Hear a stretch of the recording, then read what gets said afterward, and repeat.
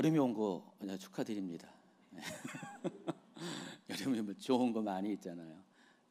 봄도 좋고 여름이 좋고 다 좋은데 이제 이 시즌을 누리기 바랍니다. 또 성경에서는 이 여름이 마지막 때를 의미하는 거 아시죠? 그래서 마지막 때가 가까이 옴을 축하드립니다. 오늘 말씀은 히브리서 12장 1절부터 3절까지 말씀입니다. 오늘 제가 주보에는 5절까지 이렇게 소개했는데 설교 준비하다 보니까 너무 길어져가지고 자르다 보니까 3절까지만 다뤄드려야 될 것 같습니다.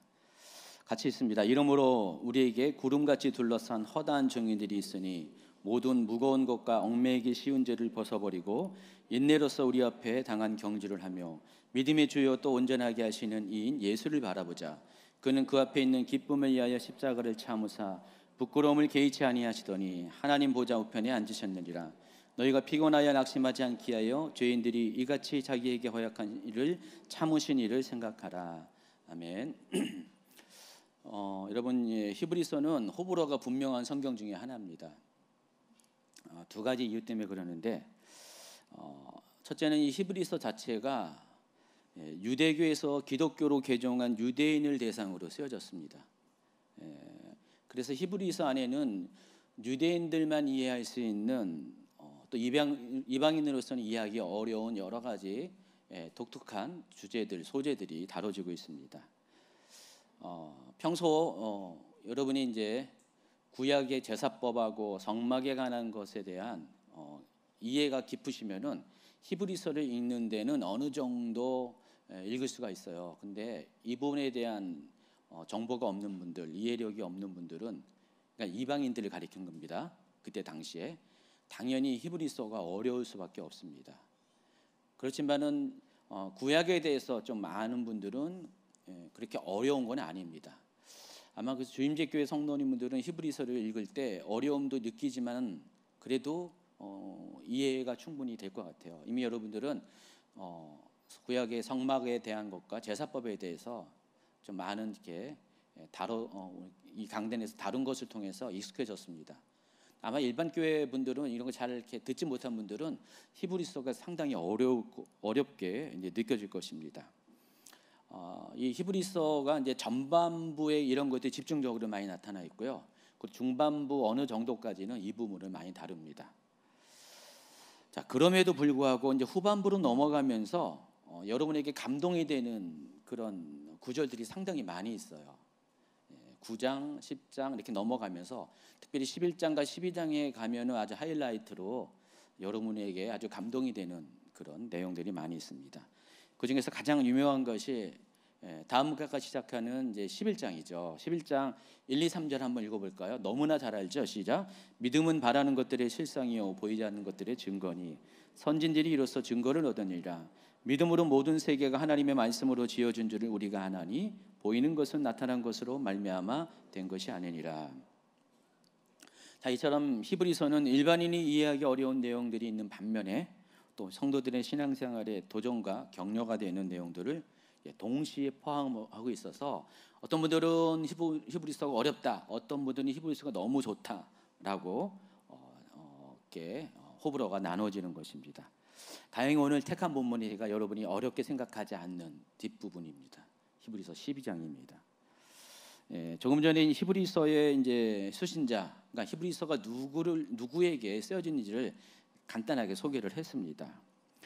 히브리서는 이제 주로 유대교에서 기독교로 개종한 유대인 성도들을 대상으로 기록을 했습니다. 근데 오늘 말씀을 이해하기 위해서는 오늘 본문 말씀을 이해하기 위해서는 이 정도 수준보다 더 구체적인 내용에 대해서 여러분 알아야 됩니다. 이 히브리서를 읽는 이게 편지입니다. 이 편지를 읽는 수신자가 누구인지에 대해서 구체적인 정보를 알아야 됩니다.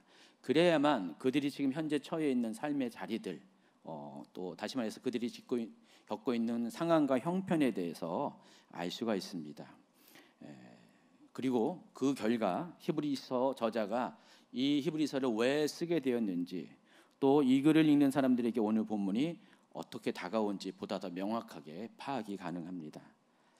또 그것을 알아야 될 또 다른 이유는 2000년 전에 이 히브리서를 읽는 그 성도들 외에도 같은 형편에 있는 오늘날의 성도들도 그 부분에 대한 도움을 받을 수 있게 될 것이기 때문입니다. 말씀드린 것처럼 히브리서는 유대인 개종자 중에서 믿음에 도전을 하는 사람들을 위해서 쓴 것이 분명합니다. 히브리서는 신약 성경 중에서 저자가 명확하게 나와 있지 않습니다. 그러나 한 50% 이상의 연구자들은 히브리서의 저자가 바울이라고 추측을 합니다. 그래서 히브리서의 저자가 사도 바울이라는 것을 감안한다면 히브리서에 나오는 수신자들의 삶의 자리는 예루살렘이 아니에요. 왜냐하면 사도 바울은 예루살렘을 지향하는 사역을 하지 않았거든요. 다 이방 땅을 향해서 나아갔습니다. 이방인을 대상하는 사역을 했기 때문에 히브리서의 수신자도 당연히 예루살렘에 있는 성도들이 아닐 가능성이 큽니다. 이방의 어느 지역일 가능성이 큽니다. 자, 근데 히브리서 후반부에 보면은 13장 23, 24절에 보면은 이런 문구가 있어요. 우리 형제 디모데가 놓인 것을 너희가 알라. 그가 속히 오면 내가 그와 함께 가서 너희를 보리라. 너희를 인도하는 자들과 및 모든 성도들에게 문안하라. 이달리아에서 온 자들도 너희에게 문안하느니라. 이 내용을 보면은요, 우리가 한 가지 가능한 추측이 있습니다. 아마도 이 히브리서는 이탈리아 로마에서 있는 성도들을 위해서 기록한 편지다라는 추측이 가능합니다. 다시 말해서 로마에 살고 있는 유대인 개종자들에게 보낸 편지가 히브리서라는 것입니다. 이와 더불어서 한 가지 생각해 볼 것이 있는데 히브리서를 기록한 시기예요. 이 또한 히브리서 수신자들의 삶의 자리를 이해하는 중요한 참고 자료가 됩니다. 그래서 히브리서의 저자가 사도 바울이라는 전제하에 히브리서의 기록 시기는 AD 60년대 후반일 가능성이 많습니다. 이때가 언제일까요? 어느 시기일까요? AD 64년부터 기독교에 대한 박해가 시작됐습니다.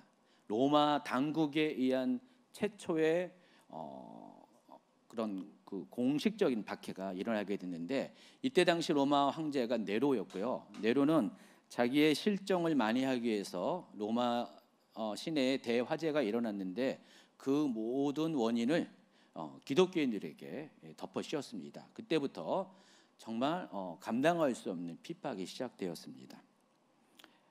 이때 이 히브리서를 쓰는 사도 바울 자신도 로마 정부로부터 모진 핍박을 받고 이때가 이제 AD 65년 이후에 아마 사도 바울은 두 번째로 감옥에 들어갔을 가능성이 많이 있습니다.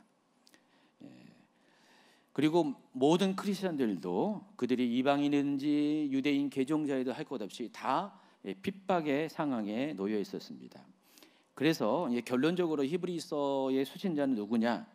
로마에 있는 유대인 중에서 기독교 신앙을 가진 것으로 인해서 이 핍박과 박해를 받고 있는 사람들, AD 60년대 후반에 살고 있는 사람들 가능성이 가장 큽니다. 이 모든 사실을 종합하면은 히브리서 수신자들의 이 겪고 있는 상황과 형편이 어떠했는지 또 왜 히브리서가 기록되었는지 결론을 내릴 수가 있습니다. 자, 히브리서는요, 예수님을 주와 그리스도를 믿는 유대인 기독교인들이 로마 정부로부터 핍박과 박해를 받고 있는 상황 중에 그로 인해서 자칫 믿음이 약한 자들 중에는 배도를 선택할 수가 있어요. 믿음을 버릴 수가 있습니다. 그런 자들에게 기독교 신앙의 우월성을 논중함으로써 그들의 신앙이 흔들리지 않고 끝까지 견고해질 수 있도록 도와주기 위해서 기록을 한 겁니다. 더불어 믿음 때문에 핍박당하는 또 다른 세대의 또 다른 지역의 성도들도 이 글을 읽고 위로받고 격려받도록 하기 위해서 기록을 했습니다. 만약에 그 사람 중에 여러분이 있으면은 여러분도 동일하게 이 히브리서를 통해서 위로와 격려를 받을 수가 있다라는 것입니다. 제가 개인적으로 가장 히브리서 말씀 중에서 좋아하는 구절이 히브리서 10장 32절 이하입니다. 전 11장보다 10장 32절 이하 말씀을 좋아하는데 한번 읽어드리겠습니다. 같이 읽습니다. 전날에 너희가 빛을 받은 후에 고난의 큰 싸움을 견뎌낸 것을 생각하라. 혹은 비방과 환난으로서 사람에게 구경거리가 되고 혹은 이런 형편에 있는 자들과 사귀는 자가 되었으니 너희가 갇힌 자를 동정하고 너희 소유를 빼앗기는 것도 기쁘게 당한 것은 더 낫고 영구한 소유가 있는 줄 압니다. 그러므로 너희 담대함을 버리지 말라. 이것이 큰 상을 얻게 하느니라. 너희에게 인내가 필요함은 너희가 하나님의 뜻을 행한 후에 약속하신 것을 받기 위함이라. 잠시 잠깐 후면 오실 이가 오시리니 지체하지 아니하시리라. 나의 의인은 믿음으로 말미암아 살리라. 또한 뒤로 물러가면 내 마음이 그를 기뻐하지 아니하리라 하셨느니라. 우리는 뒤로 물러가 멸망할 자가 아니요 오직 영혼의 구원함을 이루는 믿음을 가진 자니라. 제가 이 말씀을 좋아하는 이유가 제가 이제 군대 가서 쫄병 생활을 할 때 제가 강원도 골짜기에서 이제 군대 생활을 했는데 이등병 달고 이제 자대 배치 딱 가가지고 갔는데 우리 부대에 이제 경계 근무를 나갔어요. 네, 제 이제 부대 고참 중에 한 분이 저는 이등병이고 상병이었는데 그분이랑 같이 이렇게 조가돼 가지고 초소 근무를 나갔습니다. 근데 그분이 나이가 그때 꽤 많았어요. 28살에 군대를 왔습니다. 머리가 막 벗겨지려고 하더라고요. 이런 나이에. 저는 이제 갓 21살이 됐고 그분은 28살이에요. 근데 그분이 기독교인이었어요. 나중에 이제 그 부대에 군종까지 했는데 이분이 제가 그때 군대 갈 때 제 친구들이 포켓에 넣을 수 있는 조그만 성경 하나 줬거든요. 이거 이렇게 넣고 다니라고. 그래서 이걸 갖고 있었는데 제가 이제 교회 다니는 거 알면서 그분이 저를 위해서 성경 구절을 펴주면서 책갈피를 딱 이렇게 켜주면서 너 힘들 때마다 이 구절을 읽어라 해가지고 그때 소개해준 게 이 구절이었어요. 군대 생활하면서 많이 힘들 때마다 화장실에서 원래 이걸 읽었습니다. 읽고 군대 생활하는 내내 이 구절들을 정말 이렇게 많이 읽었습니다. 힘들 때마다 어려울 때마다. 그러니까 처음 이 구절을 접한 이후에 저에게 많은 위로와 격려가 되는 그런 성경 말씀이었습니다. 개인적으로 해서는 이 말씀이 지금까지도 히브리서 하면은 이 말씀이 떠오릅니다. 히브리서 11장에도 이와 비슷한 내용이 있습니다. 히브리서 11장 35절부터 38절까지 보면은 이런 내용이 있어요. 읽지는 않겠습니다. 자, 이와 같이 히브리서는 예수 그리스도를 믿는 신앙 때문에 고난당하는 성도들, 그 중에서도 히브리 배경을 가진 성도들이 겪고 있는 어려운 상황을 공감하고 격려하고 위로하고 또 그들이 믿는 믿음의 대상인 예수 그리스도의 우월성을 알려주기 위해서 기록된 책입니다. 자, 이와 같은 정보를 전제하에 오늘 말씀을 한번 나누어 드리도록 하겠습니다. 자, 오늘 말씀은요, 이러므로로 시작해요. 한번 12장 1절 다시 한번 읽겠습니다.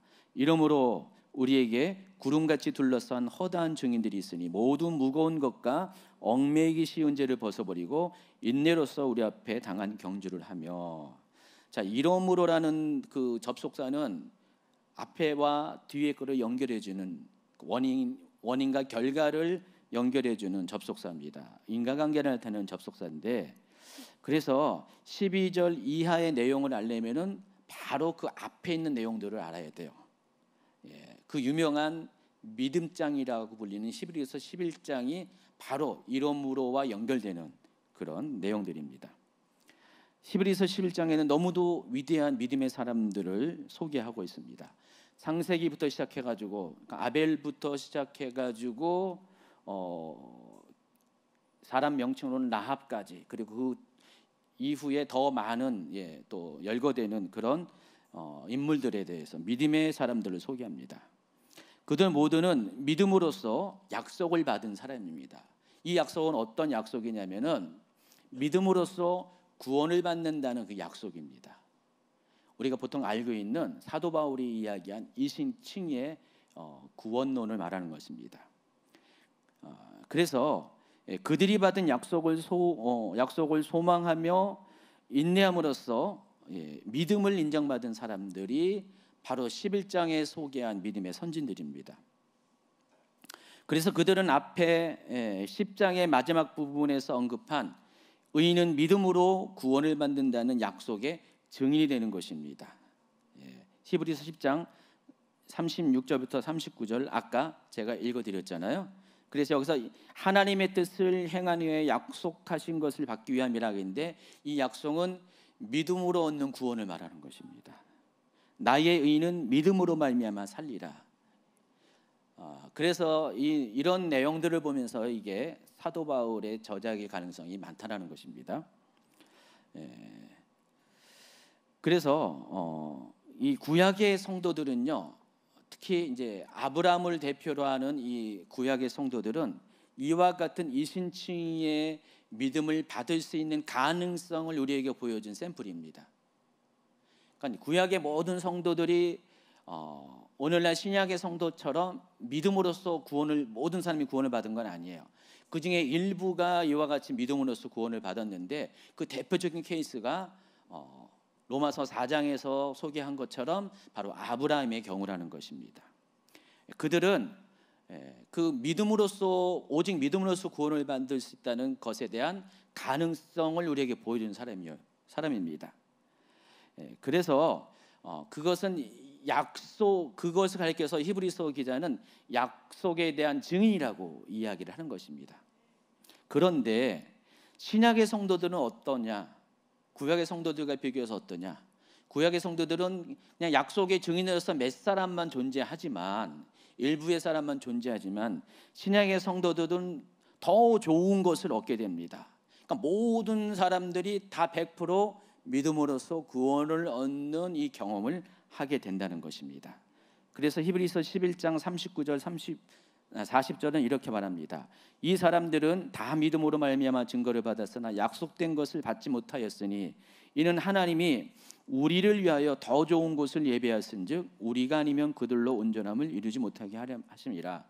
다시 말해서 구약의 성도들은 그냥 맛만 봤지만은, 샘플로만 이렇게 존재했지만은, 비로소 신약의 성도들에게 와서 이 모든 것이 하나님의 이 계획이, 약속이 완전히 이루게 됐다는 것입니다. 그 얘기를 하고 있습니다. 이 이야기를 한 다음에 이제 11장이 넘어가는 거예요. 그렇기 때문에 믿음으로써 구원을 받았기 때문에, 우리가 믿음으로써 구원을 받았기 때문에 이제부터 구원받은 자들이, 믿음으로 구원받은 사람이 해야 될 것이 무엇인가, 하나님의 약속을 성취하기 위해서 우리가 해야 될 것이 무엇인가, 구원받은 자의 합당한 삶이 무엇인가를 설명하는 것이 12장이라는 것입니다. 그 내용이 12장 1절 이하에 실려 있습니다. 그래서 제가 세 가지를 가지고 여러분에게 구원받은 이후에 약속을 성취하기 위해서, 약속을 온전히 성취하기 위해서 신약의 성도들이 해야 될 것이 무엇인가, 또 오늘 이 히브리서의 배경에 따르면은 고난 가운데, 믿음 때문에 고난 가운데 있는 자들이 그 고난을 통과해서 믿음의 완성을 위해서 해야 될 것이 무엇인가를 세 가지를 소개하겠습니다. 첫째, 무거운 짐과 얽매이기 쉬운 죄를 벗어버리는 것입니다. 자, 12장의 1절은 이렇게 시작하죠. 이러므로 우리에게 구름같이 둘러싼 허다한 증인들이 있다 그랬습니다. 여기서 허다한 증인들이 의미하는 것은 앞서 11장에서 소개한 믿음의 선진들을 가리킵니다. 히브리서 저자는요, 마치 로마의 원형 경기장에 빽빽히 둘러앉은 수많은 관중들을 연상시키듯이 이 장면을 묘사하고 있습니다. 지금 이제 로마 이제 원형 경기장이 있습니다. 경기장이 있는데 여기에 많은 관중들이 있잖아요. 큰 데는 몇만 명의 관중들이 로마 경기장을 있고, 그 가운데 경기하는 자들이 있습니다. 근데 이 구름같이 둘러싼 이 원형 경기장의 관중들이 누구냐?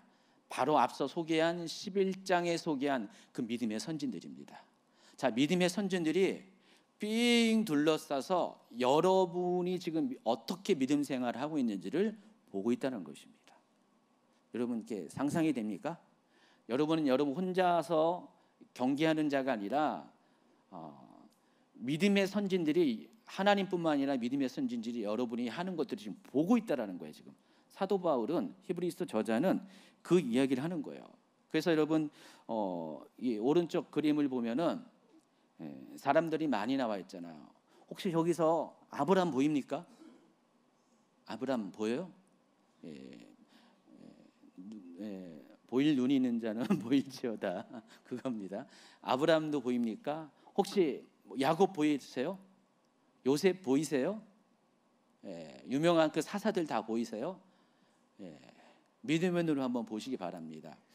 그러니까 이 많은 이 허다한 증인들이, 여기는 오른쪽에는 그냥 성경에 나와 있는 인물들만 있지만은 실은 성경에 기록되지 않은 더 많은 믿음의 사람들이 그 오랜 세월 동안 이 세상을 거쳐갔잖아요. 그 사람들이 저렇게 원형경건장의 수만 명의 관중처럼 둘러싸서 여러분의 믿음의 경주를 지금 지켜보고 격려하고 있다는 사실을 아시기 바랍니다. 여러분이 잘하고 있으면 아마 그 관중들이, 믿음의 선진들이, 여러분은 잘 안 들릴지 모르지만 막 박수를 치면서 잘한다 잘한다 격려하고 막 한호성을 칠 겁니다. 근데 만약에 못하면 어떻게 될까요? 에이 하면서 실망하는 그런 소리를 할 수도 있을 것 같습니다. 아니래요. 자, 그런데 이 구름같이 둘러싼 허다한 증인들이라는 표현처럼 후반부에 나오는 모든 무거운 것과 얽매이기 쉬운 죄 또한 마찬가지로 운동 경기와 관련된 묘사입니다. 그래서 먼저 무거운 것의 의미가 무엇인지 여러분에게 소개하겠습니다. 이 무거운 것으로 번역한 헬라어 옹콘이라는 단어가 있는데, 이 단어는 몸무게를 의미해요. 체중, 몸무게. 여러분 옹콘 많이 나가죠?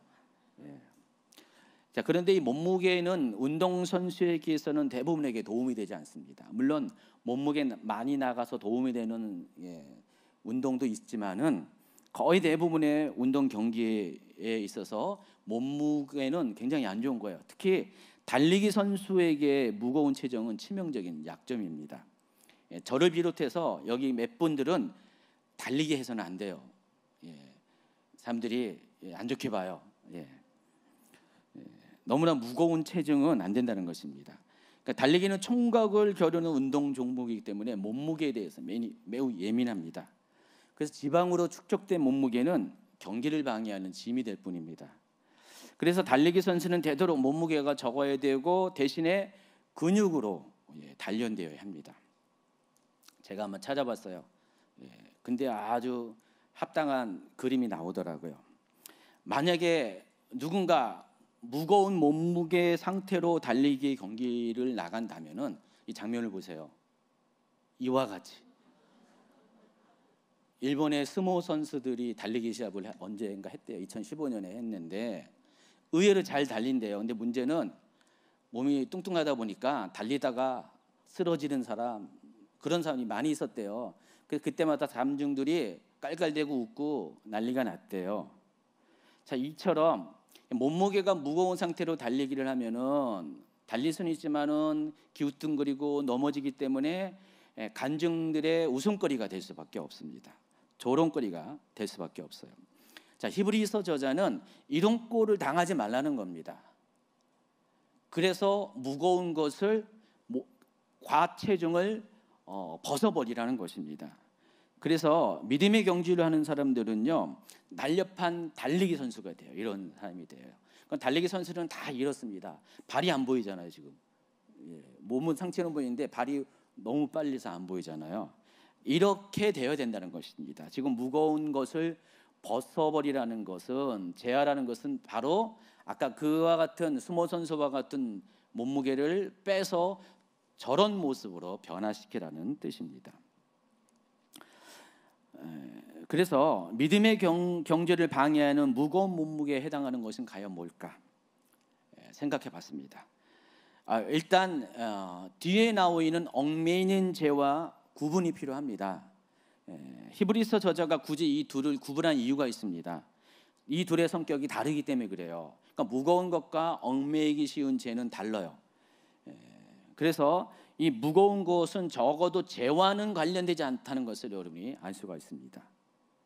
그렇지만 죄는 아니지만 믿음의 경주를 방해하는 죄를 제외한 다른 어떤 것이라는 것을 알 수가 있습니다. 여러분 마태복음 8장에 가면은 예수님께서 산상수훈을 마치시고 다시 바닷가의 무리들 가운데 오셔서 병든 자를 고치시는 장면이 연속적으로 등장합니다. 자, 에어컨을 좀 더 세게 해주시면 좋겠어요. 제가 좀 덥기도 하고요. 또 이렇게 여러분들을 위해서, 믿음의 경주를 하는 여러분들을 위해서 좀 더 세게 좀 틀어주세요. 예수님은 나병 환자를 고치시고요, 중풍병자를 고치셨으며 계속해서 열병에 걸린 자, 귀신 들린 자, 또 기타 등등 모든 병자들을 고치셨습니다. 바로 그때 한 서기관이 예수님께 나와 다음과 같은 질문을 합니다.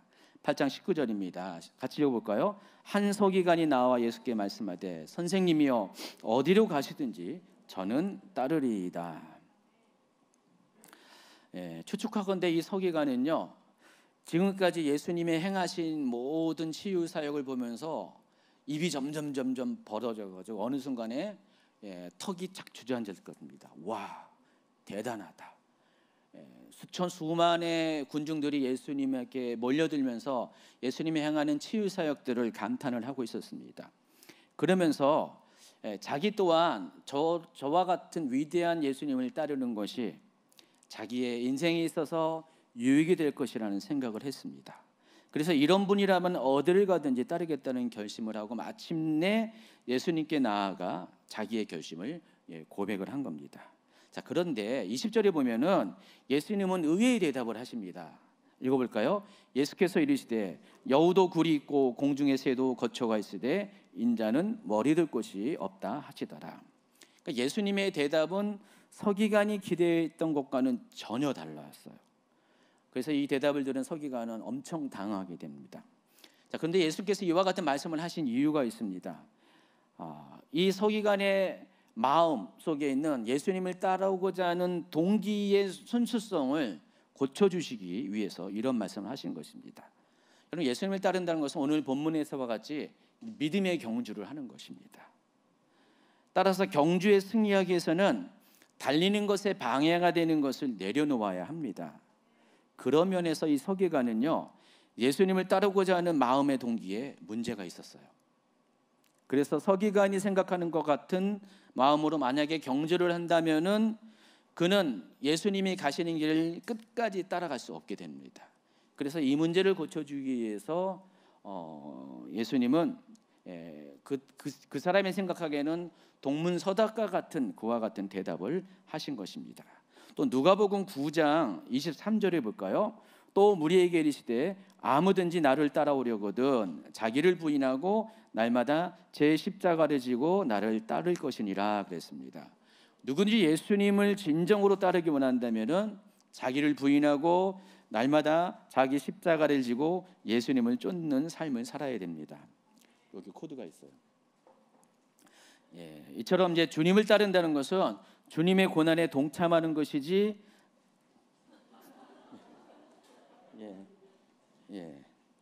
자기의 출세와 유익을 위한 것이 돼서는 안 된다는 것입니다. 이것이 예수님을 따르는 삶의 실체입니다. 저 앞에도 에어컨 여기 선풍기 놔줬으면 좋겠어요. 다은이 앞에도. 그래서 예수님을 따를 때 이 잘못된 동기는요, 믿음의 경기에서 앞으로 나아가지 못하게 하는 무거운 것이 되는 것입니다. 이것을 먼저 벗어버려야 돼요. 여러분이 만약 예수님을 따르고자 한다면, 믿음의 경기를 하고자 한다면 제일 먼저 벗어버려야 될 것이 내가 왜 믿음의 경기를 하는지, 경기를 하는 목적, 잘못된 동기가 있다면 그것부터 벗어버려야 됩니다. 여러분 왜 교회 다니십니까? 무엇 때문에? 왜 이렇게 어렵고 힘든 믿음 생활을 하십니까? 무슨 목적으로 이렇게 그걸 하시죠? 만약에 여러분이 그것이 여러분의 영혼을 위한 것이 아니라 여러분의 삶의 어떤 유익을 위한 것이라면은, 여러분의 뭐 출세를 위한 것이라면은 이거부터 벗어버려야 한다는 것입니다. 21절에는 제자 중 또 한 사람이 다음과 같은 요청을 합니다. 제자 중에 또 한 사람이 이르되 주여 내가 먼저 가서 내 아버지를 장사하게 허락하옵소서. 이때에도 예수님은 그 사람이 예상하지 못한 답을 하십니다. 예수께서 이르시되 죽은 자들이 그들의 죽은 자들을 장사하게 하고 너는 나를 따르라 하시니라. 여기서 앞에 죽은 자들은 영적으로 죽은 자들을 가리킵니다. 또 뒤에 나오는 죽은 자들은 육체적으로 죽은 자들을 가리킵니다. 근데 여러분, 이미 죽은 자를 장사하는 것과 생명이 죽어가는, 영적으로 죽어가는 사람의 생명을 살리는 것을 비교하면은 어떤 것이 급합니까? 당연히 이미 죽은 자는 죽은 것으로 끝났기 때문에 급하지 않습니다. 그러나 죽어가고 있는 자를 살리는 것은 중요해요. 왜냐하면 죽어가는 생명을 살려야 하기 때문에 그렇습니다. 그래서 예수님께서는요, 복음을 듣지 못해서 지금도 죽어가고 있는 많은 사람들이 있는데 그들에게 하나님 나라를 전파해야 되는데 이것이 너무나 급박한 일이기 때문에 다른 어느 것보다도 우선적으로 먼저 해야 한다는 것입니다. 여러분이 만약 예수님을 따르는 제자의 삶을 살겠다고 결심했다면 다른 일반적인 삶이 아니라 정말 주님을 따라가겠다고, 근데 주님이 지금 그와 같은 일을 하고 있는데 복음을 전파해서, 하나님 나라의 복음을 전파해서 죽어가고 있는 생명들을 살리고 있는데 그것에 합당한 삶을 우선적으로 드리는 것이 바로 제자의 삶이라는 것입니다. 이와 같이 우선순위에 있어서 예수님의 일을 마음에 두지 않고 세상 일을 먼저 생각한다면은 그것은 예수님을 향해 나아가는, 예수님을 표대로 향해 나아가는 믿음의 경지를 방해하는 무거운 것이 되는 것입니다. 자, 누가복음 9장 61절부터 62절에도 한 가지 내용이 추가되어 있습니다. 또 다른 사람이 이르되 주여 내가 주를 따르겠나이다마는 나로 먼저 내 가족을 장별하게 허락하소서. 예수께서 이르시되 손에 쟁기를 잡고 뒤를 돌아보는 자는 하나님의 나라에 합당하지 아니하리라 하시니라. 쟁기를 잡고 뒤로 돌아본다는 것은 이스라엘의 상황을 아는 사람만 이해할 수 있습니다. 이스라엘은요, 농사에 사용하는 농기구가 오늘날에 비하면 굉장히 조잡하게 이를 데 없습니다. 그래서 강력한 쇠붙이로 농기구를 만드는 것이 아니라 이때 가난한 사람들은요, 대부분의 서민들은 새로 된 농기구가 아니라 단단한 나무 뿌리를 깎아서 농기구를 만들었습니다.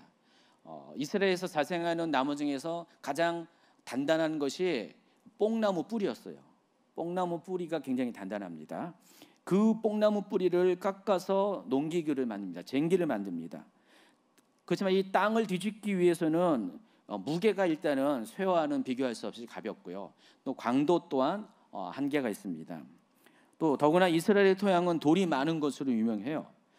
그렇기 때문에 이 경험 많은 농부의 경우는요, 한 손으로는 쟁기를 누르면서, 그러니까 자기의 몸무게를 실어서 쟁기를 누르고 다른 한 손으로는 쟁기의 방향을 잡아줍니다. 그런 상황 가운데 누가 부른다고 해서 뒤를 돌아보잖아요. 지나가는 누가 있다고 해서 구경거리 갔다가 뒤를 돌아보면은 자칫 고랑의 방향이 엉뚱한 곳으로 인도가 된다는 것입니다. 그래서 쟁기질을 망치게 되는 상황이 초래하게 됩니다. 예수님은 모든 사람들이 알고 있는 이 같은 상황을 비유로 따르는 자의 잘못된 자세를 고쳐주십니다. 달리기 경주를 하는 사람이 달리기에 온 마음과 온 몸을 집중해야지 앞으로 쭉 나아갈 수가 있잖아요. 마찬가지로 예수님을 따른다는 것은 하나님 나라의 모든 관심과 주의를 집중하는 것입니다. 이것이 예수님을 따르는 삶의 자세예요. 그런 의미에서 하나님의 일보다 다른 것에 마음을 연다면 그 또한 무거운 것이 되는 것입니다. 이에도 더 많은 무거운 것들이 우리 가운데 벗어버려야 될, 제거해야 될 무거운 것들이 많이 있습니다. 믿음의 경주를 하는 사람들은 이것들을 벗어버려야 돼요. 그렇지 않으면은 그 발걸음을 방해하기 때문에 그렇습니다. 경주하는 자의 속도를 느리게 합니다. 결국 승리하지 못하게 한다는 것입니다. 그래서 믿음의 경주를 하는 사람은 첫 번째로 무거운 것들을 벗어버려야 돼요. 여러분, 달리기 선수가 되기 위해서는 다이어트부터 하셔야 돼요. 몸무게를 최소한 10kg, 20kg, 저 같은 경우는 일단 10kg만 빼겠습니다. 10kg 먼저를 빼고 가능하면은 더 빼고 대신 근육으로 더 그 뺀 살을 채워야 한다는 것입니다. 두 번째가 얽매이는 죄도 벗어버려야 한다고 그랬습니다. 이 얽매이는 죄는 앞에 이 무거운 것과 대비해서 여러분으로 하여금 앞으로 나아가는 것을 막아서는 모든 종류의 죄를 의미합니다. 여러분, 달리기를 할 때 몸에 달라붙는 것이 있다면은 달리기를 방해하는 어떤 무슨 달리기 하는 사람이 아주 그냥 드레스를 입고 막 있잖아요. 드레스를 입고 발까지 차는 드레스, 롱 드레스를 입고 달린다. 아니면 달리기는 사람이 귀걸이를 이만한 거로 하고 달린다. 목걸이를 이만한 거로 하고 달린다. 달리기는 사람이 눈썹을 이만큼 붙이고 해서 달린다. 죄송합니다. 여자들만 하는 것 같은데 남자분들은 그런 거 별로 이렇게 지장을 안 해서 하는 거예요. 그러면은 엄청나게 거추장스럽고 신경 쓰게 하는 겁니다. 그래서 고대 그리스 올림픽 경기에서 운동선수, 특히 달리기 선수는요, 군살 없는 몸매는 물론이고요, 이렇게 완벽한 누드 상태로 달리기 경기를 했다고 합니다. 그러니까 여러분이 2000년 전에 그리스의 그런 올림픽 경기를 보면은 달리기 선수들은 전부 다 이렇게 옷을 안 입고 경기를 했어요. 요즘 같으면은 이렇게 할 필요 없잖아요. 아주 최적화된 달리기 옷을 입고 하는데 옛날에는 그런 게 없다 보니까 다 이렇게 몸에 헐렁한 옷이 있다 보니까 그렇게 아예 그냥 달리기의 거추장스러운 모든 것을 벗어버린 상태로 경기를 했습니다. 자, 이 이야기를 이렇게 이야기하면서 히브리서 저자는 성도들이 믿음의 경주를 할 때에도 마찬가지로 믿음의 전진을 방해하고 지체하게 하는 모든 불신앙적인 요소들, 죄악들을 벗어버린 후에 경주에 임할 것을 당부하는 것입니다. 히브리서 12장 1절을 세 번역으로 한번 같이 읽습니다. 그러므로 이렇게 구름대와 같이 수많은 증인이 우리를 둘러싸고 있으니 우리도 갖가지 무거운 짐과 얽매이는 죄를 벗어버리고 우리 앞에 놓인 다름질을 참으면서 달려갑시다. 두 번째가 믿음의 경주를 할 때는 인내가 필요합니다. 달리기 경주에 있어서 인내는 굉장히 중요해요. 아무리 열심히 달린다 할지라도 끝까지 달리는 것이 중요하죠. 빠르게 달리는 것보다도 끝까지 달리는 것이 중요합니다. 단거리 달리기의 경우는 순발력과 스피드가 중요하죠. 그런데 중장거리의 경우에는 그보다 더 중요한 것이 지구력입니다.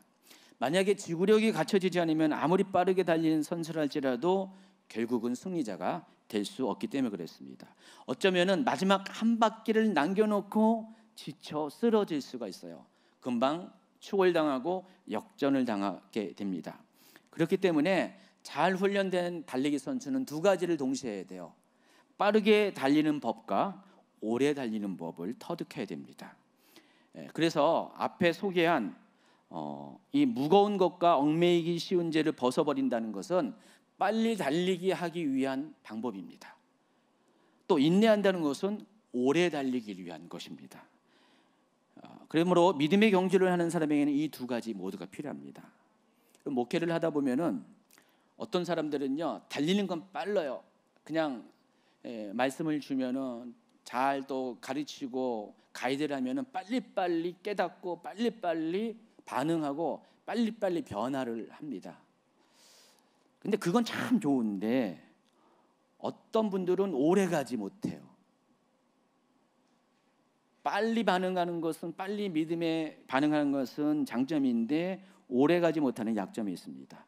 그래서 믿음을 흔드는 어떤 시험이 찾아오면은 어느 정도까지는 버티지만은 한계 상황이 오면은 포기하고 무너지게 됩니다.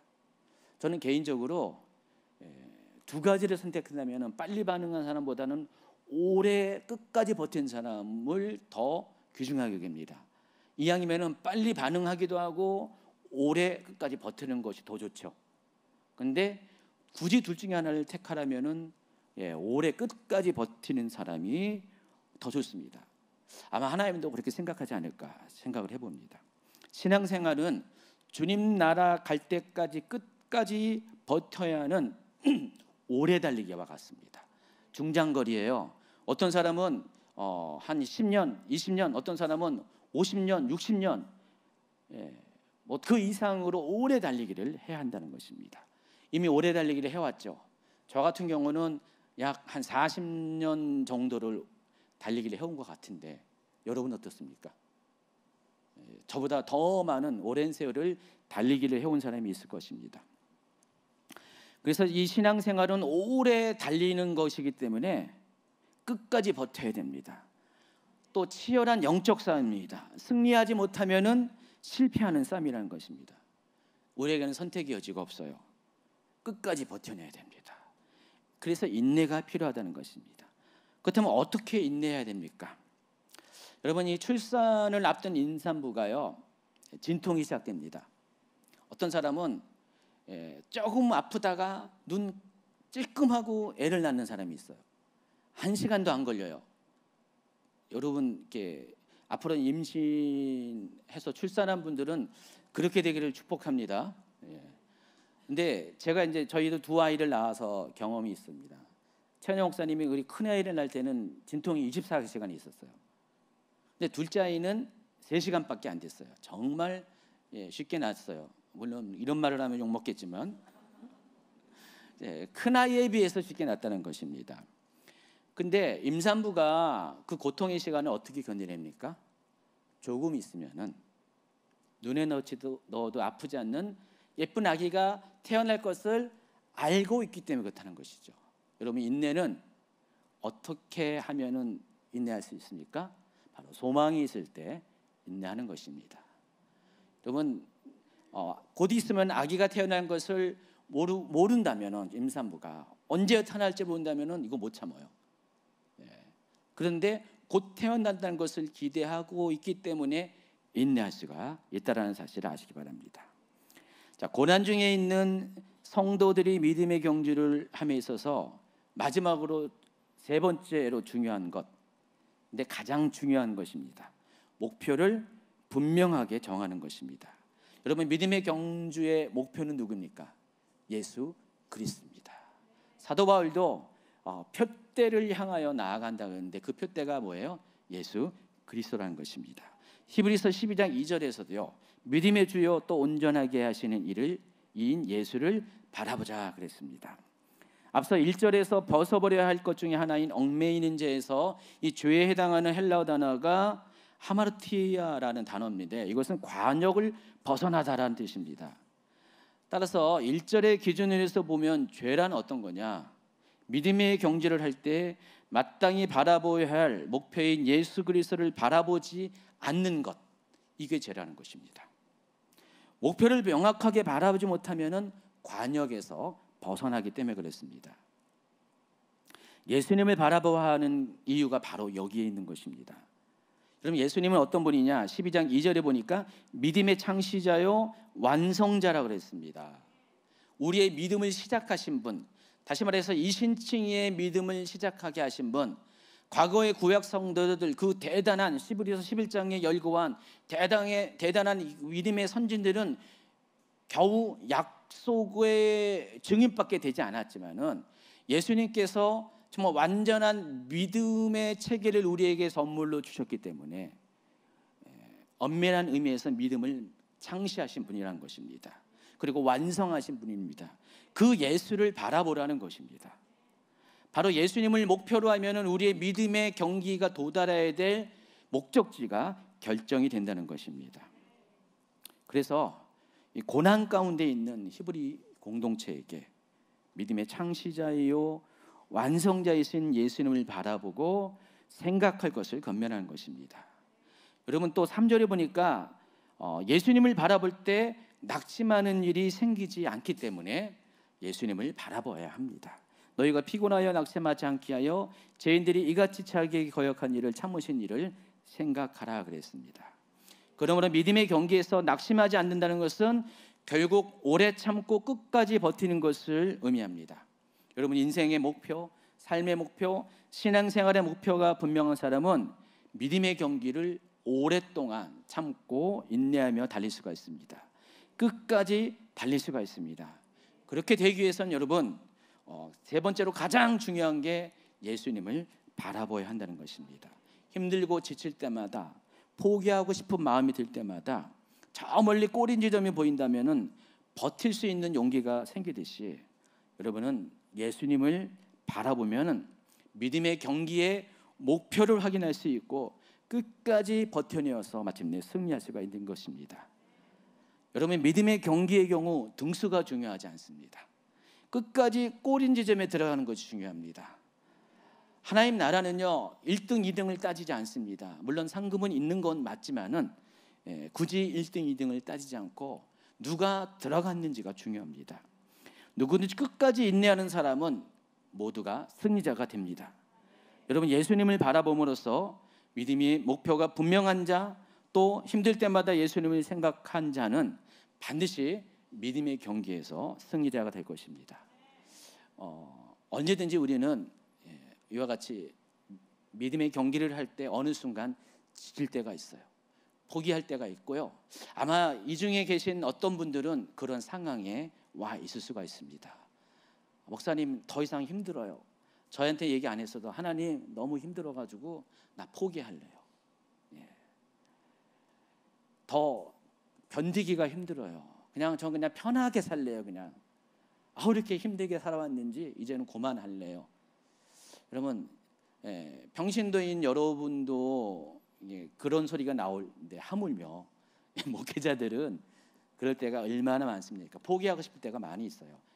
어느 정도 되면 숨이 콕콕 차가지고 더 이상 앞으로 나아갈 에너지가 떨어져가지고 지쳐가지고 그냥 주저앉고 싶을 때가 있어요.